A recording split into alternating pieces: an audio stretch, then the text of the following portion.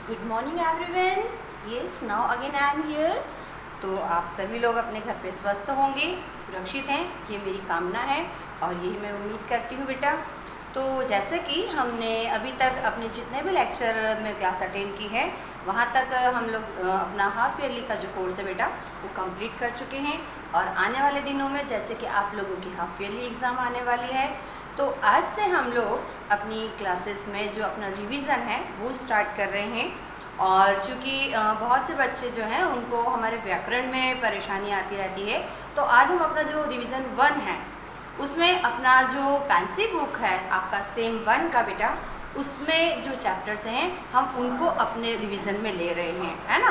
पुनः अभ्यास यानी कि हम अपने जो पाठ पढ़ चुके हैं उन्हीं को हम एक बार दोबारा पुनः संक्षिप्त रूप में आपको एक्सप्लेन कर रहे हैं। अगर आपको इसके बाद में भी कोई परेशानी हो तो आप बाकायदा हमसे पूछ सकते हैं। लेकिन जैसे कि हम लोगों के लिए किसी भी कार्य को यदि हम बहुत अच्छे से करना चाहते हैं तो उसका थोड़ा सा प्रैक्टिस या थोड़ा सा अभ्यास आवश्यक होता है। तो आज हम अपना जो रिवीजन 1 है उसमें चैप्टर 1, 2, 3 और 4 ले रहे हैं बेटा, है ना। पार्ट 1, 2, 3 और 4, ठीक है। क्यों ले रहे हैं? क्योंकि आप लोगों ने अपने सिलेबस में देखा होगा कि हमारे कुल चैप्टर जो हैं 8 आ रहे हैं। तो हम इन पाठों को अच्छे से समझ चुके हैं, लेकिन संक्षिप्त रूप में हम थोड़ा थोड़ा करके आज अपने 4 पार्ट ले रहे हैं। तो सभी बच्चे अपनी पेंसिल बुक ओपन करेंगे बेटा, ठीक है। एक चीज़ समझ लीजिए कि जब हम रिवीजन करते हैं तो जो चीज़ हम बोर्ड पे लिख रहे हैं केवल वही आप भी लिखेंगे। और सबसे ज़रूरी चीज़ होता है समझना, लिखने से भी ज़्यादा ज़रूरी है अभी आपके लिए समझना बेटा। कुछ बच्चे हो सकते हैं जिन्होंने लेक्चर्स नहीं अटेंड किए होंगे या वीडियोस नहीं देखे होंगे जब हमने ये चैप्टर समझाए थे, तो वे बच्चे भी इस वाले क्लास को अटेंड करके और अपना जो भी थोड़ा बहुत डाउट है व्याकरण को या किसी पार्ट में लेकर किसी टॉपिक को, तो वो क्लियर कर सकते हैं। तो प्लीज़ आप लोग घर में इन चीज़ों को वापस से ज़रूर प्रैक्टिस करें जो हम आज आपको समझा रहे हैं। जैसे आपका पहला चैप्टर है बेटा भाषा और व्याकरण, है ना। भाषा और व्याकरण में देखिए हम लोगों ने पढ़ा था कि भाषा किसे कहते हैं और व्याकरण किसे कहते हैं। इसको बहुत शॉर्ट में फिर से एक बार समझा रही हूँ बेटा। भाषा की हम लोगों ने परिभाषा क्या पढ़ी थी कि भाषा वह माध्यम है बेटा जिसके द्वारा हम अपने विचारों को, विचार यानी हमारे मन में उठने वाले थॉट्स, है ना, अपने विचारों को या मन में उठने वाली जो फीलिंग्स होती हैं, भाव, उनको लिखकर राइटिंग में, सेकंड बोलकर, और तीसरा होता है या तो समझकर। अगर हम किसी भी तरह से अपने मन के भावों को दूसरों को एक्सप्रेस करते हैं, बताते हैं, तो वो जो मीडियम या जो माध्यम होता है उसे हम लोग भाषा कहते हैं। ओके, ये हुआ आपका भाषा। फिर भाषा कितने प्रकार की होती है? भाषा 3 प्रकार की होती है ना। भाषा के 3 प्रकार हैं, ठीक है। कौन कौन से होते हैं? पहला मौखिक,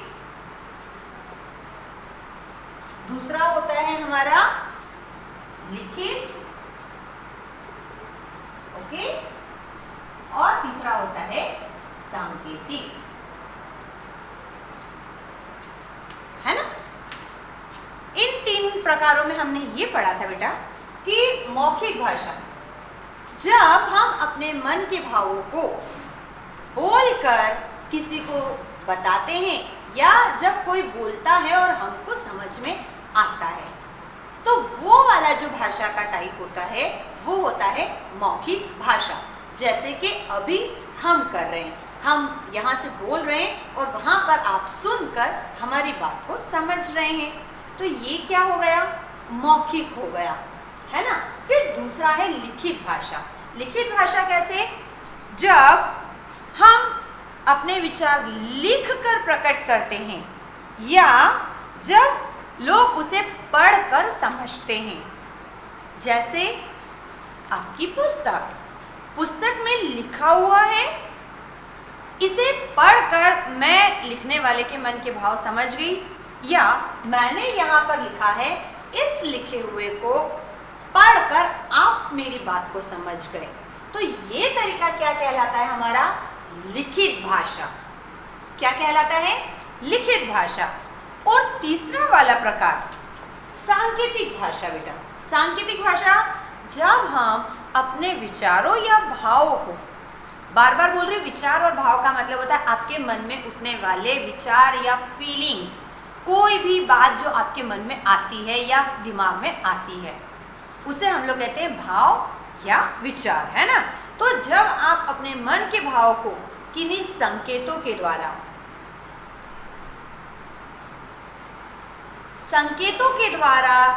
किसी को समझाते हैं या किसी के संकेतों के द्वारा उसके मन के भाव को समझते हैं, जैसा मैंने कहा, आप समझ गए, इसका मतलब होता है रुकना। इस संकेत का मतलब कोई भी नॉर्मली समझ जाता है कि कोई उसे अपनी तरफ बुला रहा है। ये ने कहने वाले ने कहा नहीं है, उसने सिर्फ इशारा किया है और हम उसके मन की बात समझ गए। तो इस प्रकार की भाषा को हम लोग कहते हैं सांकेतिक भाषा। क्या कहते हैं बेटा? सांकेतिक भाषा। ठीक है। इसके बाद में हमने इसी चैप्टर में पढ़ा था कि भारत में अनेक प्रकार की भाषाएं बोली जाती हैं। बहुत सरल सी बात है बेटा, अलग अलग दुनिया की जगहें होती हैं, उन जगहों पर रहने वाले लोग भी अलग अलग प्रकार के हैं, तो वहाँ के व्यक्तियों के हिसाब से, उनके समझ के अनुसार वो लोग अपनी अलग अलग एक तरह की भाषा बना लेते हैं। जैसे कि पंजाब में पंजाबी बोली जाती है, गुजरात में गुजराती बोली जाती है, बंगाल में बंगाली बोली जाती है, महाराष्ट्र में मराठी। तो हमने ये भी जाना था इस चैप्टर में कि अलग अलग राज्यों या क्षेत्रों में अलग अलग भाषाएं बोली जाती हैं। ठीक है। फिर हमने एक चीज़ इसमें पढ़ी थी, लिपि। ये है भाषा। लिपि, लिपि किसे कहते हैं? लिपि हमारे मुख से निकलने वाली ध्वनि को जब लिखा जाता है या जिस संकेत में लिखा जाता है या जिस चिन्ह का प्रयोग किया जाता है उसे लिपि कहते हैं। भाषा को लिखने के लिए बनाए गए चिन्हों की व्यवस्था को लिपि कहते हैं। या आप लोग ये भी कह सकते हैं कि वर्ण लिखने का जो ढंग होता है ना, वर्ण मतलब हमने जो मुंह से बोल दिया, जो भाषा हम प्रयोग कर रहे हैं बेटा, उसको जो लिखने का ढंग होता है उसको हम लोग क्या कहते हैं? लिपि कहते हैं। ये जितनी भी डिजाइनें हैं, ये जो चिन्ह हैं, ये सब क्या कहलाते हैं? लिपि कहलाते हैं। यहाँ तक कि लिपि शब्द को लिखने के लिए, मैंने बोला लिपि, आपने सुन लिया लिपि, उसको लिखकर जब मैं बताऊंगी तो वो जो लिखने का ढंग है उस व्यवस्था को हम क्या कहते हैं? लिपि कहते हैं बेटा। तो जिस प्रकार अलग अलग क्षेत्रों में अलग अलग भाषाएं होती हैं, उसी तरह अलग अलग भाषाओं की लिपियां भी अलग अलग होती हैं।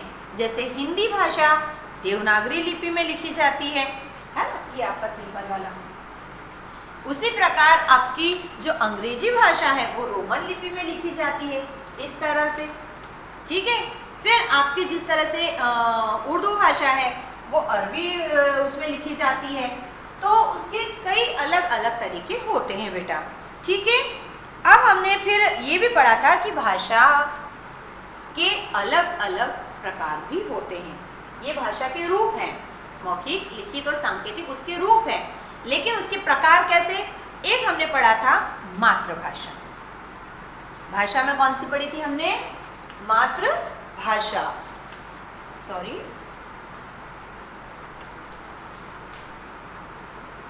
मातृभाषा पढ़ा था हमने, है ना। सेकंड हमने पढ़ी थी राजभाषा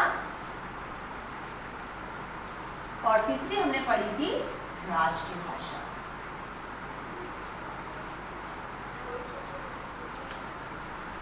ठीक है बेटा। देखिए, मातृभाषा वो भाषा जो व्यक्ति, है ना, जो व्यक्ति सबसे पहले अपने घर या परिवार से सीखता है और बोलता है।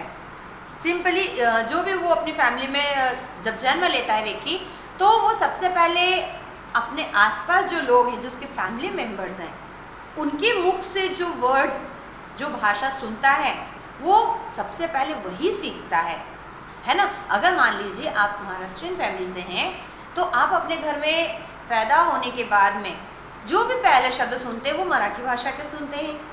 तो जब आप अपनी लैंग्वेज, आप अपनी भाषा बोलना शुरू करते हैं, तो आपके मुंह से भी पहले मराठी शब्द निकलता है, डायरेक्ट हिंदी शब्द नहीं निकल जाता है। फिर जब आप धीरे धीरे बड़े होते हैं, फिर आप स्कूल जाते हैं, है ना, वहाँ पर फिर आप एक प्रॉपर भाषा सीखते हैं। अंग्रेजी हो या हिंदी हो, वो फिर आपके लिए सेकंड लैंग्वेज हो जाती है। लेकिन आपकी फर्स्ट लैंग्वेज कौन सी होती है? आपकी मदर टंग, जो आपने अपने घर से सुनी है और सीखी है बेटा। तो माता से सीखी हुई भाषा मातृभाषा। दूसरी होती राजभाषा। राज मतलब राज्य या राजा वाली, है ना। संविधान द्वारा स्वीकृत भाषा को राजभाषा कहा जाता है। जो भाषा हम राजकीय कार्यों में, राजकीय कार्य मतलब शासकीय कार्य या गवर्नमेंट या ऑफिशियल वर्क जिसे कहते हैं, जो भाषा राजकीय कार्यों में प्रयोग की जाती है वह कहलाती है राजभाषा। Is that clear? फिर से सोच लीजिए, आप अपने घर में मराठी बोल सकते हैं, मराठी में लिख सकते हैं, गुजराती बोल सकते हैं, गुजराती में लिख सकते हैं।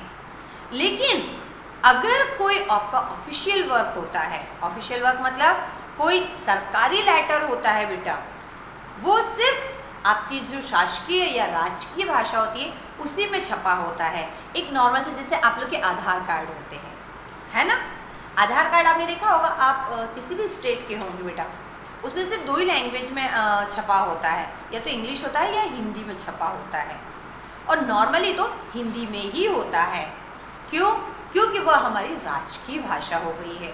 आपका यदि कोई कार कोर्ट में चल रहा है ना, तो वहाँ पर जितने भी लेटर्स छपते हैं, जितने भी पेजेस छपते हैं या निकलते हैं, वो सारे हिंदी में होते हैं। क्यों? क्योंकि हिंदी हमारी राजकीय भाषा है। आप भले किसी भी स्टेट में रहते हो, आप वहाँ पर कोई सी भी लैंग्वेज आप अपने घर में यूज़ करते हैं, हो सकता है वहाँ की स्कूल में भी आपको वो भाषा बोलने की छूट होगी, लेकिन अगर राजकीय पत्र है तो वो किस भाषा में होता है? हिंदी भाषा में होता है। तो हिंदी हमारी कैसी है? राजकीय भाषा है।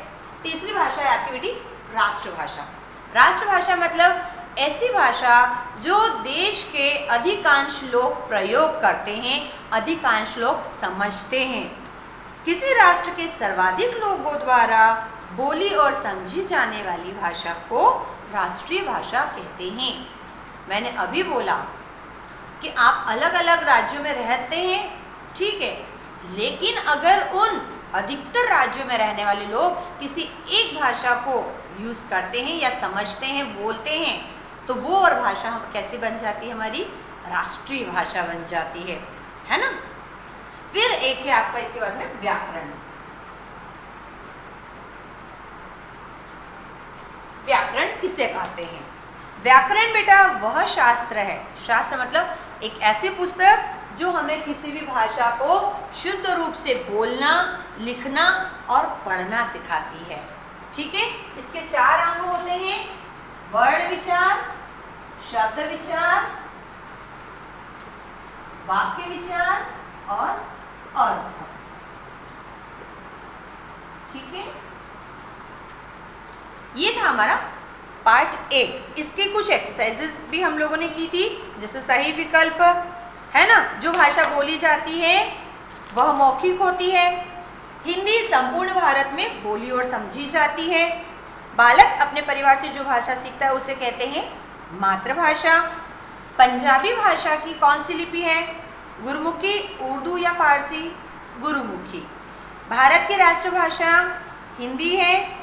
फिर आपको प्रश्नोत्तर दिए गए हैं इस पाठ में, प्रश्नोत्तर जो आपको हमने करवाए हुए हैं बेटा। इसके तीसरे वाला अभ्यास प्रश्न देखिए, रिक्त स्थान की पूर्ति कीजिए है, ठीक है। हिंदी को रिक्त स्थान लिपि में लिखा जाता है। कौन सी लिपि में? देवनागरी लिपि में। किसी भी भाषा को लिखने की विधि को लिपि कहते हैं। हमारे देश की राष्ट्रभाषा डैश है, क्या है? हिंदी। फिर ध्वनियों को लिखने के लिए कुछ रिक्त स्थान होते हैं। क्या होते हैं? चिन्ह। रिक्त स्थान द्वारा किसी भाषा के शुद्ध रूप को लिखने, बोलने और पढ़ने के नियमों का ज्ञान होता है। कौन सा शास्त्र? व्याकरण। ओके, सबके पास ये रिक्त स्थान करे हुए बेटा, देखिए, है ना। चलिए, फिर है आपका सही या गलत। सही या गलत हम कहते जाते हैं, आप उनके जवाब देंगे और वही तुरंत उसको मैच करेंगे।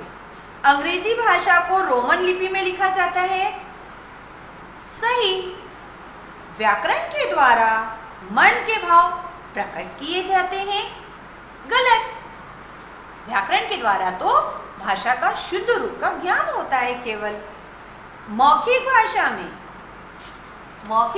में लिपि का प्रयोग होता है। गलत। लिखित भाषा का कोई महत्व नहीं होता।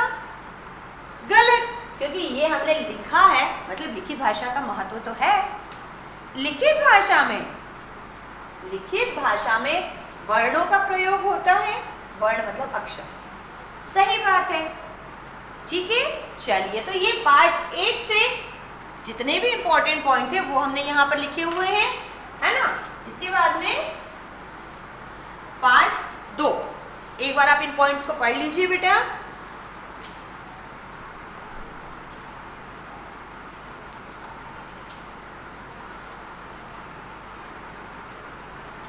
ठीक है, इसके बाद में हमारा पार्ट 2, वर्ण एवं मात्राएं बेटा। वर्ण एवं मात्राएं में क्या दिया था हमने? पहला, वर्ण किसे कहते हैं, है ना। वर्ण सबको पता है, वर्ण किसे कहते हैं? मुख से निकलने वाली सबसे जो छोटी ध्वनि होती है उसे वर्ण कहते हैं। हमारे मुंह से जब भी हम कुछ बोलने के लिए मुंह खोलते हैं तो जो भी उसमें से बेटा आवाज ध्वनि निकलती है उसे वर्ण कहते हैं। ओके। सेकंड, भाषा। किसी भाषा में जब हम वर्ण प्रयोग करते हैं तो उसका जो एक व्यवस्थित रूप होता है बेटा, उसको कहते हैं वर्णमाला। वर्ण के बाद में होती है वर्णमाला। वर्णमाला में कितने अक्षर होते हैं, कोई बता सकते हैं हमें? 54 वर्ण होते हैं, है ना। अब वर्णमाला 2 प्रकार का होता है, स्वर और व्यंजन। स्वर और व्यंजन किन्हें कहते हैं समझ लीजिए। जिन वर्णों का उच्चारण किसके बिना होता है? बिना किसी मात्रा के या बिना किसी दूसरे वर्ण की सहायता के होता है, उन्हें कहते हैं स्वर। ठीक है, स्वर की संख्या कितनी है? 11 है। और जिन वर्णों का उच्चारण स्वर की सहायता से होता है ना, उन्हें कहते हैं हम व्यंजन। क्या कहते हैं? व्यंजन। व्यंजन की संख्या कितनी है, कोई बता सकते हैं हमें? बताइए। ये होती है 33। ठीक है, इसके अलावा एक और होता है अयोगवाह। अयोगवाह, इसमें सिर्फ 2 अक्षर होते हैं बेटा, आ और अह। ठीक है, इनकी संख्या कितनी है? केवल 2 होती है। चलिए, ये तो आपको समझ में आ गया। अ से अ तक के जो अक्षर होते हैं वो स्वर होते हैं, और क से ग तक के जो अक्षर होते हैं या वर्ण होते हैं वे व्यंजन होते हैं। याद रखिए, हर व्यंजन वाले वर्ण में स्वर संयुक्त होता है। संयुक्त मतलब उसमें ही होता है। बिना स्वर के व्यंजन का उच्चारण नहीं हो पाता है बेटा। हाँ, बिना व्यंजन के स्वर का उच्चारण हो सकता है। अ, आ, ई, उ, री, ए, ऐ, ओ, औ, ये सारे वर्ण स्वर होते हैं और ये बिना किसी और वर्ण की सहायता के बोले जाते हैं। ठीक, फिर हमने पढ़ा था कि इनके भी कुछ टाइप होते हैं। कैसे? स्वर भी 3 प्रकार के होते हैं और व्यंजन भी कैसे होते हैं बेटा? 3 प्रकार के होते हैं। कौन कौन से, कोई बता सकता है हमें? देखिए, आपको इसमें स्वर तो एक ही प्रकार से समझाया था, लेकिन व्यंजन में उन्होंने हमें क्या दिया था? व्यंजन 3 प्रकार के होते हैं, स्पर्श, अंतस्थ और ऊष्म व्यंजन, है ना। पहला था आपका व्यंजन कौन सा है? स्पर्श व्यंजन। स्पर्श व्यंजन वो व्यंजन होते हैं बेटा जो कि आपकी जीभ जहाँ पर भी टच होकर निकलता है वहाँ से निकलने वाली जो ध्वनि होती है वो स्पर्श होती है। फिर होता है अंतस्थ व्यंजन और तीसरा था ऊष्म व्यंजन। ऊष्म व्यंजन मतलब कि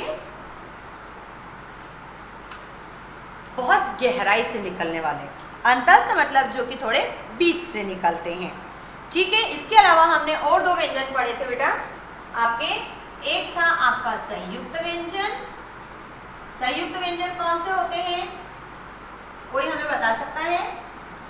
संयुक्त मतलब 2 अक्षरों को जोड़कर जो तीसरा व्यंजन बनता है, जैसे आपका त्र, य या फिर आपका होता है श, ये हो गया आपका संयुक्त व्यंजन। फिर हमने एक और व्यंजन पढ़ा था द्वित्व व्यंजन, याद आया? द्वित्व व्यंजन बेटा, द्वित्व व्यंजन में जब कोई एक ही व्यंजन वाला वर्ण 2 बार यूज होता है, जैसे डबल च होता है ना, फिर डबल त होता है, जैसे आपका होता है बल्ला, ये डबल ल हुआ, तो ये क्या हो गया हमारा? द्वित्व व्यंजन हो जाता है। तो ये हुआ हमारा कौन सा वाला चैप्टर बेटा? वर्ण और वर्णमाला वाला। इसको एक बार देख लीजिए।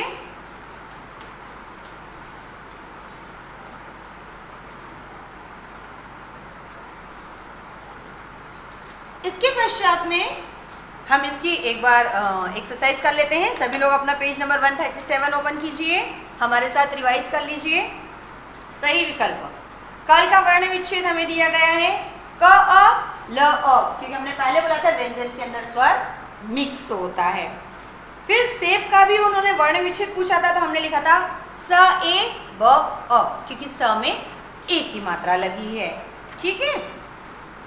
फिर कलश का भी वर्ण विच्छेद है, केवट का भी वर्ण विच्छेद दिया है और नव का भी वर्ण विच्छेद दिया है। फिर रिक्त स्थान पर आ जाइए, चूंकि प्रश्नोत्तर आपके पास वैसे के वैसे लिखे हैं, आप उसकी परिभाषा सहित उसे पढ़ सकते हैं। भाषा की सबसे छोटी ध्वनि रिक्त स्थान वर्ण है। ख वाला, रिक्त स्थान का उच्चारण अन्य वर्ण की सहायता के बिना होता है। किसका उच्चारण? स्वर का उच्चारण। तीसरा रिक्त स्थान, वर्णों के व्यवस्थित रूप को क्या कहते हैं? वर्णमाला कहते हैं। स्वर की सहायता से ही रिक्त स्थान बोले जाते हैं। व्यंजन वर्णों को मिलाकर, ये देखो बेटा, वर्णों को मिलाकर क्या बनता है? शब्द बनता है, वाक्य नहीं बनता है, याद रखिएगा। फिर आपको दिए सही गलत, देखिए बेटा, प्रत्येक व्यंजन के उच्चारण में स्वर निहित होता है, सही या गलत? सही बात है। अ की मात्रा पहली मात्रा होती है, गलत, क्योंकि अ की मात्रा नहीं होती। अ एक ऐसा स्वर है जो सभी वर्णों में मिला होता है।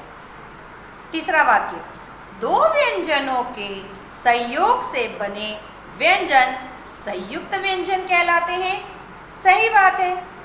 हिंदी के प्रत्येक व्यंजन का उच्चारण करते समय ई की मात्रा की ध्वनि आती है, गलत, हर जगह ई का उच्चारण नहीं होता।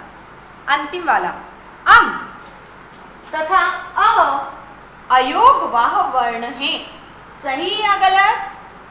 सही, ठीक है। इसकी अगली एक्सरसाइज आप पढ़ लीजिए, फिर हम आपको इसके आगे का पार्ट समझाते हैं बेटा।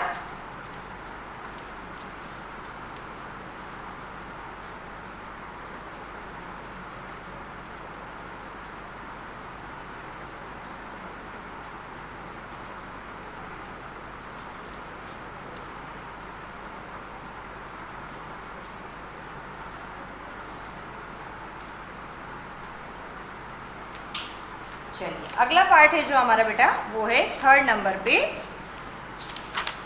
शब्द और वाक्य। शब्द और वाक्य है पार्ट 3 शब्द और वाक्य। चलिए शब्द और वाक्य में हमने शब्द की डेफिनेशन पढ़ी थी। 2 या 2 से अधिक वर्ण मिलकर जब एक निश्चित अर्थ देते हैं बेटा, 2 या 2 से अधिक वर्ण जब मिलते हैं और उनका कोई एक निश्चित अर्थ निकलता है, जैसे क म ल वर्ण मिले हैं और उनका एक अर्थ हो रहा है, तो उसे हम लोग क्या कह देते हैं? शब्द कहते हैं। शब्द 2 टाइप के होते हैं। कैसे होते हैं देखिए बेटा, एक होता है आपका रूढ़ शब्द, रूढ़, दूसरा होता है योगी और एक होता है योग रूढ़। ठीक है, रूढ़ शब्द किसे कहते हैं? ऐसे शब्द जो हमेशा एक निश्चित अर्थ देते हैं, निश्चित अर्थ देते हैं। जैसे लड़का हमेशा लड़का ही रहेगा, सूर्य हमेशा सूर्य ही रहेगा। योगिक, यौगिक वे शब्द होते हैं बेटा जो 2 शब्दों से मिलकर बनते हैं और फिर उसका एक अर्थ होता है। जैसे दूध वाला, मिठाई धन वाला, मिठाई वाला, या फिर सूर्य धन उदय, सूर्योदय, विद्या धन आलय, विद्यालय। और एक होता है आपका योग रूढ़ शब्द बेटा, जब 2 शब्द मिलते हैं और उनका कोई एक फिक्स वाला अर्थ निकलता है, उसे कहते हैं योग रूढ़ शब्द। जैसे पवन, या आप लोग कहते हैं दशानन, दश धन आनंद। दश का मतलब होता है 10 और आनंद का मतलब होता है मुंह।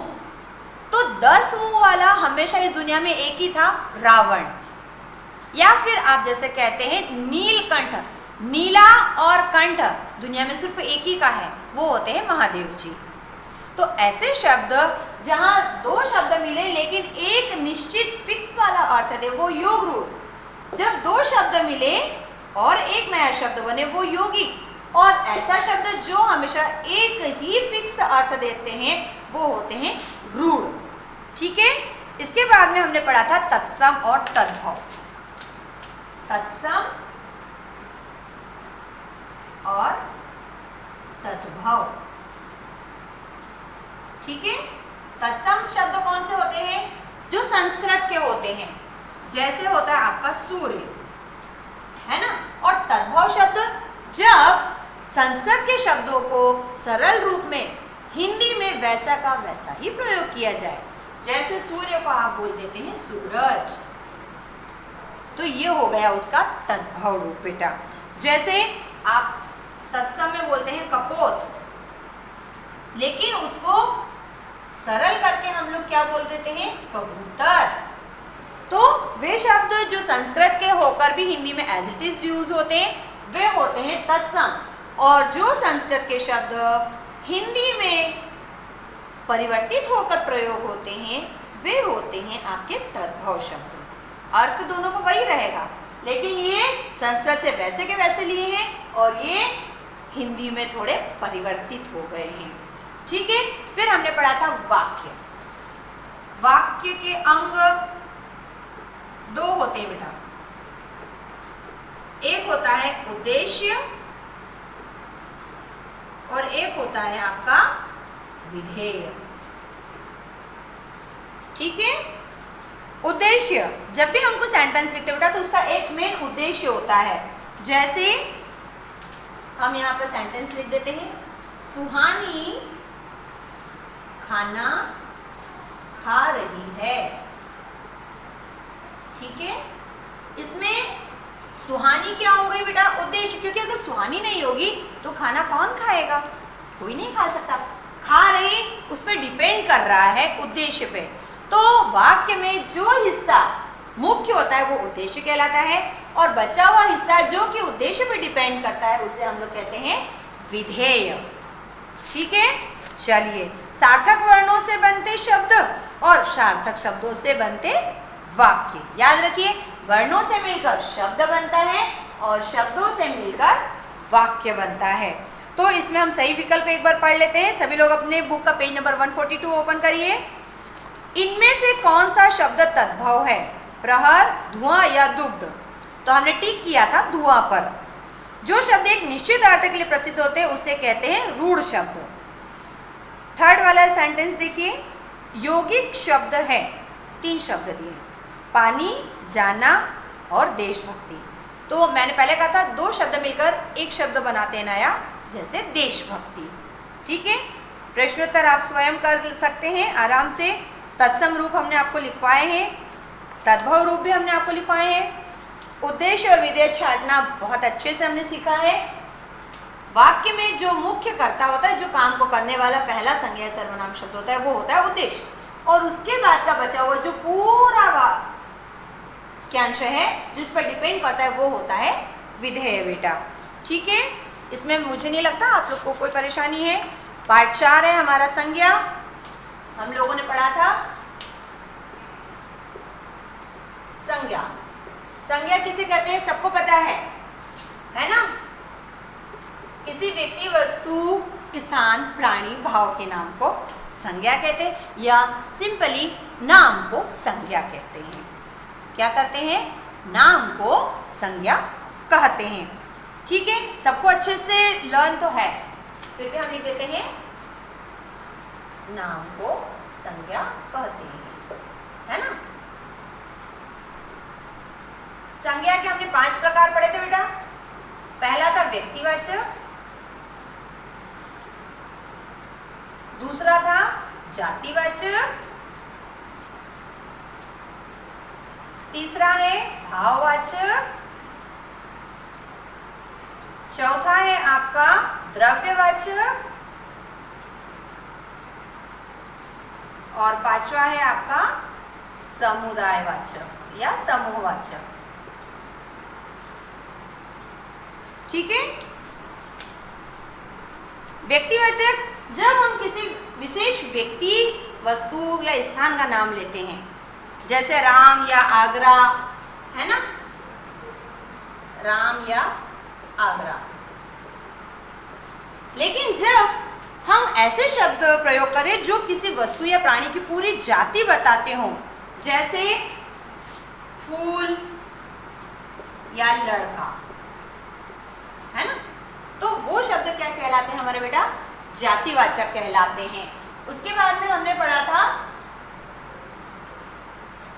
भाववाचक। ऐसे शब्द जो किसी भी व्यक्ति, वस्तु, स्थान के गुण या दोष बताते हैं, जैसे आपका होता है बुढ़ापा,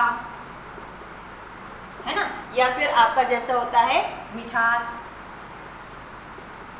तो ये शब्द क्या होते हैं बेटा? किसी भी वस्तु या व्यक्ति जो होता है उसके मन के भाव या उसका जो नेचर होता है वो दिखाता है। तो ऐसे वर्ड्स क्या होते हैं हमारे? भाववाचक होते हैं। फिर हमने पढ़ा था आपका द्रव्यवाचक। आपके आसपास जो भी पदार्थ या धातुओं के नाम होते हैं बेटा, वे सारे शब्द क्या कहलाते हैं? द्रव्यवाचक। जैसे आपका होता है दही हुआ, दूध हुआ, चावल हुआ, जिसको हम नाप तोल करते हैं, सोना हुआ, है ना, ऐसे शब्द क्या हो जाते हैं हमारे? द्रव्यवाचक हो जाते हैं।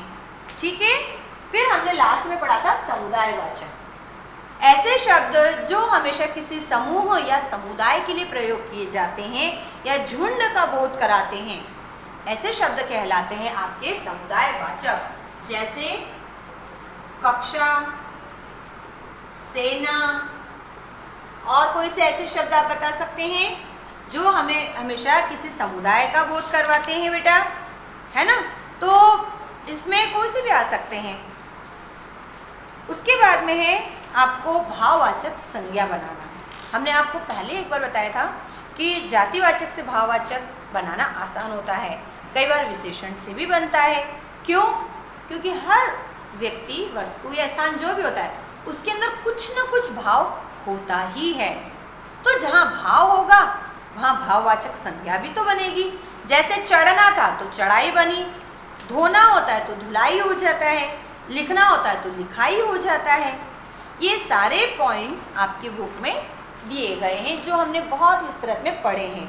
आप एक बार प्रत्येक चैप्टर की अच्छे से रीडिंग करेंगे। यदि आप चाहते हैं कि आप एग्ज़ाम में अच्छा परफॉर्म करें तो उसका एक ही बेसिक है बेटा कि हमें एक्सरसाइज लर्न करने के बजाय, रटने के बजाय क्या करना चाहिए, पाठ को दोबारा और उससे जितनी ज़्यादा बार आप पढ़ेंगे आपको उतना वो अच्छे से समझ में आता जाएगा और फिर आप उससे संबंधित किसी भी प्रश्न का उत्तर बहुत आसानी से दे सकते हैं। ठीक है, चलिए इसका सही विकल्प एक बार हम पढ़ लेते हैं। देखिए, गुलाब शब्द में कौन सी संज्ञा है? व्यक्ति, जाति, भाव या द्रव्य? गुलाब मैंने एक पर्टिकुलर नाम बोला है तो वो कैसा हो गया? व्यक्तिवाचक हो गया। चेन्नई कौन सा संज्ञा है? व्यक्ति या भाव? चेन्नई एक विशेष नाम है उस शहर का जो सिर्फ उसी का हो सकता है तो वो हो गया व्यक्तिवाचक। बुढ़ापा किसी के अंदर होता है ना, तो ये कौन सी संज्ञा हो गई? भाववाचक संज्ञा हो गई। वैसे दही, तो दही कैसा हो गया? लिक्विड है तो द्रव्यवाचक संज्ञा हो गई। सेना, सेना कैसी होती है? झुंड में होती है हमेशा, तो वो किस टाइप की संज्ञा हो गई? समुदायवाचक संज्ञा हो गई है ना। फिर आपको कुछ रिक्त स्थान दिए हैं। हिमालय संसार का सबसे ऊंचा क्या है? पर्वत है। हमारे देश का नाम भारत है। रिक्त स्थान हमारी राष्ट्रभाषा है हिंदी। हिंदुओं का पवित्र ग्रंथ भगवद गीता है। कुछ आपको सही गलत के निशान दिए हैं। संसार में प्रत्येक वस्तु का नाम होता है, सही या गलत? सही। संसार में प्रत्येक वस्तु का नाम होता है। नाम को संज्ञा नहीं कहते, गलत है ये सेंटेंस। नाम को संज्ञा कहते हैं। अच्छा, नदी, फल, फूल, पर्वत जातिवाचक संज्ञा है, सही, क्योंकि इनसे हमें इनकी पूरी जाति का पता चलता है। दूध, दही, पानी भाववाचक संज्ञा है। कैसे हो सकता है? इनके अंदर तो कोई भावना होती ही नहीं है, तो ये सेंटेंस रॉन्ग है बेटा। रामायण, बाइबल व्यक्तिवाचक संज्ञा है, इनके एक पर्टिकुलर नाम है, तो ये वाक्य कैसा हो गया बेटा? सही हो गया है। ठीक है, हमने आज चैप्टर 1, 2, 3 और 4 को शॉर्टली रिवाइज किया है और आई होप कि आपको ये चीज़ समझ में आई है। जिस तरह से हमने इनके मुख्य बिंदु आपको यहाँ लिखकर समझाए हैं, आप भी जब इसका रिवीजन करें या घर पर जब इसको पढ़ने के लिए बैठें तो इन मुख्य बिंदुओं से उसको पढ़िएगा, तो पाठ को समझने में, टॉपिक को समझने में आसानी होती है बेटा। तो अगली बार हम फिर मिलेंगे इसके आगे के चैप्टर्स को रिवाइज करने के लिए। और कोई ये नहीं कह सकता मैम रिटर्न क्यों नहीं? रिटर्न आपके पास पूरा पुस्तक में बेटा, बट समझना ज़्यादा ज़रूरी होता है, इसलिए हमने आपको एक्सप्लेन किया है। रिटर्न में कोई प्रॉब्लम आती है वो हम आपको आराम से सही कर सकते हैं या उसको सुलझा सकते हैं। ठीक है, तो जिन बच्चों ने पिछली क्लासें नहीं अटेंड की थी वो इस क्लास के द्वारा भी अपनी पढ़ाई कर सकते हैं। तो अगली बार जब हम मिलेंगे तब तक के लिए बाय बाय। ध्यान से एक एक पार्ट को पढ़िएगा, पुनः पुनः पढ़िए, आपके जितने डाउट है वो क्लियर हो जाएंगे बेटा। ठीक है, हमारी बात याद रखिए और फिर भी यदि कोई प्रॉब्लम आती है तो आपको पता है I am always for you there. Okay, bye.